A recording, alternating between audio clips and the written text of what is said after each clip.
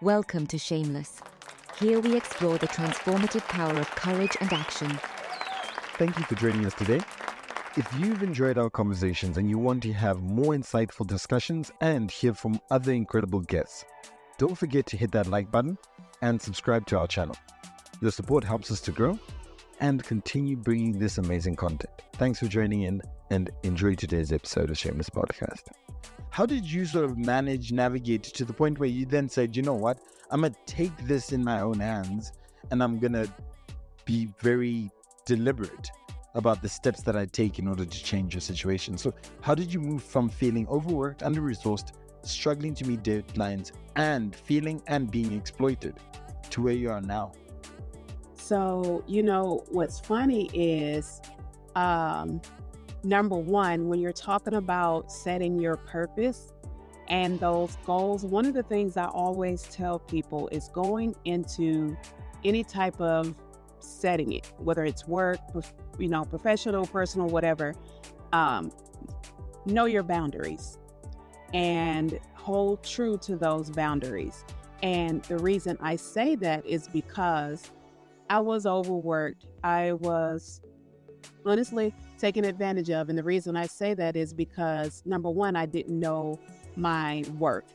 I didn't understand the value that I was bringing to the company. And so I said, telling myself, just keep working hard because, that's why you're getting the promotions. That's why you're getting the recognition, because you're making sure you're always available for anything that they need. Well, that was not the case. So, I could have still been there and done my job without, being at their beck and call, but it was because I didn't have any boundaries in place. So I didn't say, you know what, after this time of night, I'm not online, or, you can't call me, or I'm not available this weekend, or, even when I took off, it was, hey, I'm going to be off, or, my family will go on vacation, but if you need me, call me. I'll have my laptop if you need me to hop online. So I didn't put those boundaries in place. And because of that, I felt like I was always trying to work to prove something. And what I learned later on is that it was already proven, and they saw it. They saw the people I worked with, the people I reported to, they saw my value. They saw the value that I provided to the organization, but they knew that I didn't see that within myself. And so they took advantage of it. So they would say things like, yep, you want to, these are, if you complete this project, that's just what you need to get the right recognition. If you, make this transition with the team, that's what you need to get, the right people to notice you. But it was the people who were already noticing me that were saying this to me. I was already in the room, but they saw that I had that insecurity. And so they played to that. And so that's why I feel like boundaries are so important, because if you set those going in and you hold true to those, my family is my priority, or my health, whatever your priorities are, holding true to those things, then that will take you so much further and further faster, because people will respect that.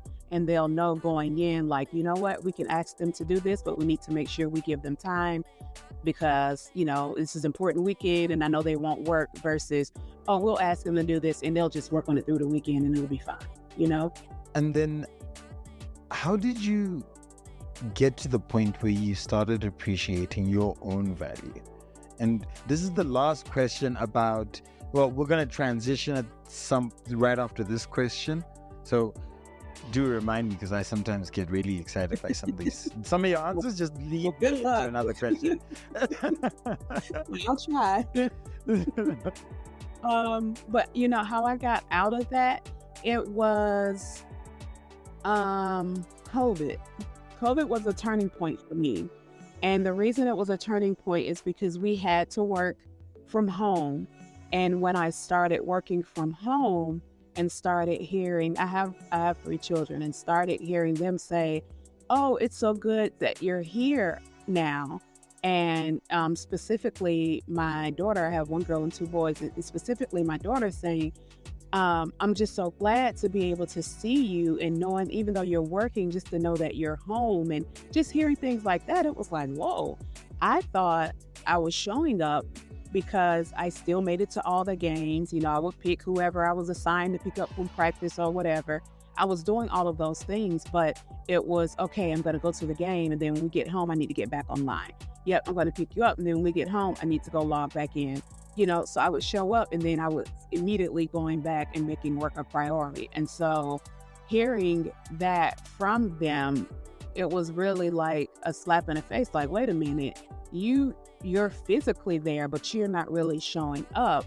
And realizing that I was putting all of my energy and efforts, it really just started, I guess, open my eyes to the organization. Like, they're not valuing what you're doing for them. They're not, you know, appreciating you. They're always making you feel like it's something else you need to do, another target you need to reach. And when I realized that and really opened my eyes to that, that's when I honestly started to shift. And it became, hey, Sugar, can you get this done? Nope, not today because it's time to go, but I can deal with it first thing for you in the morning. Or, hey, I'm going to be on vacation and I am not available while I'm on vacation. So that's when I started putting those boundaries in place. And it was a little bit of a shock because they weren't used to that from me. Don't forget to like, subscribe, and share as we embark on our mission to impact 1 million African lives by 2026. This podcast is brought to you by Transformation Leader. You can follow us at www.t4leader.com.